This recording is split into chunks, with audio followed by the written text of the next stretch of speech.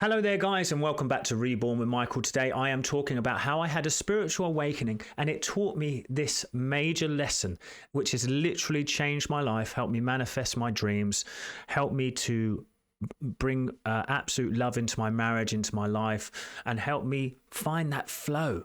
Now everything seems to work out for me, and I'm going to teach you today. If you like Spirituality Simplified, please consider sharing and subscribing. Also, comment down below if you found this video helpful. It will make more people find this message. Let's share this message of truth. Lastly, I have a free Facebook group. I'm on there regularly, posting lessons and teachings and replying to people. So come and join that too, and check me out on Instagram. So guys, what are we talking about today? Well, it's about my awakening. I want to speak to you about it. Why is it important for me to share this with you? Let me explain. Let me just sort out my imagery a little bit first.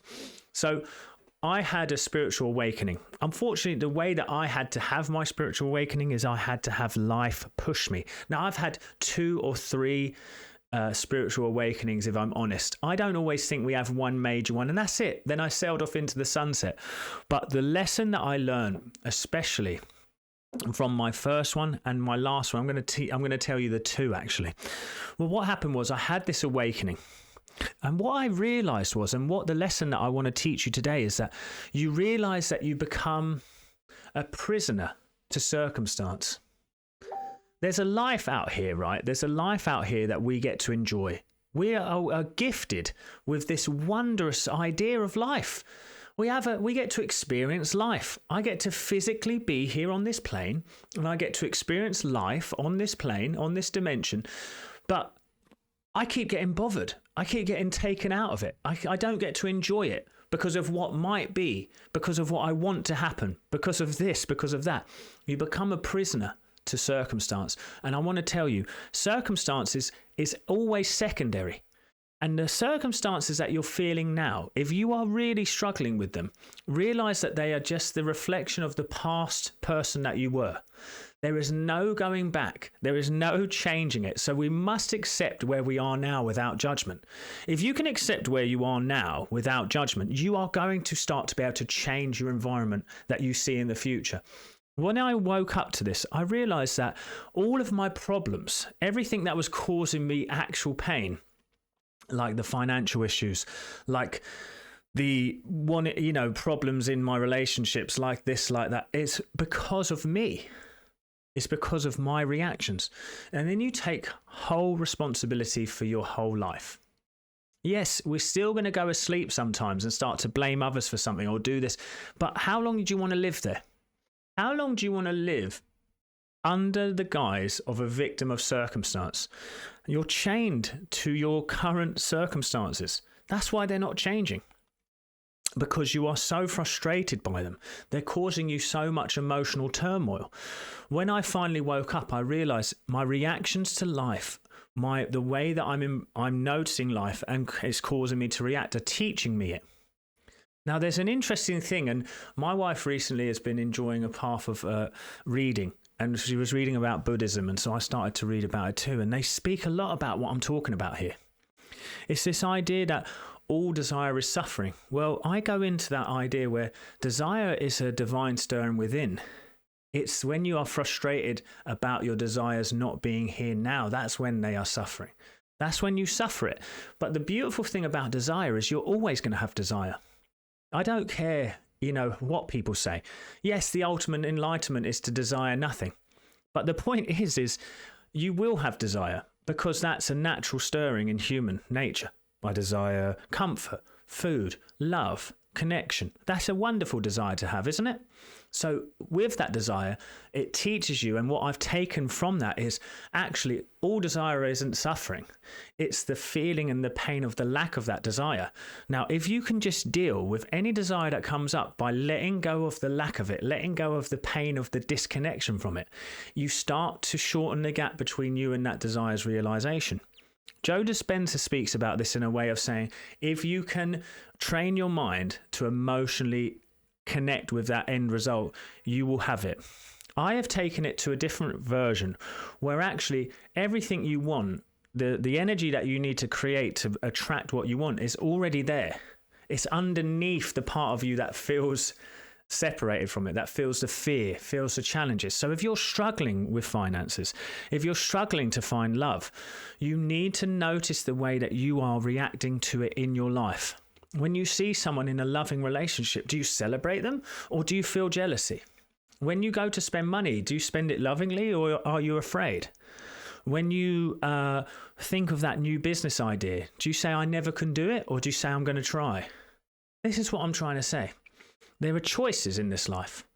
Your desire, right? So I have desires. I've got things that I want to see in the future, but I have no pain of them not being here now because I decide that they're going to happen.